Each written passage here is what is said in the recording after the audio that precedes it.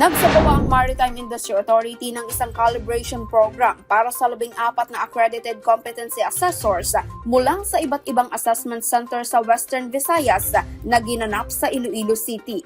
Layunin ng programa na matiyak na ang mga Pilipinong marino ay nasusuri batay sa iisang pamantayan at kinakailangang antas ng kakayahan para sa kanilang propesyon tungo sa patas, pare-pareho at maaasahang competency assessment system.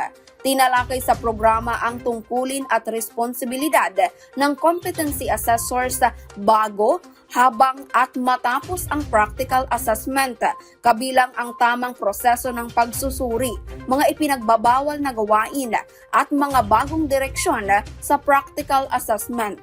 Binigyang diin naman ng Marina Regional Office 6 ang kahalagahan ng pagtutulungan ng Marina at ng mga accredited assessment center upang mapanatili ang isang standardized, patas at mapagkakatiwala ang sistema ng competency assessment para sa mga Pilipinong marino.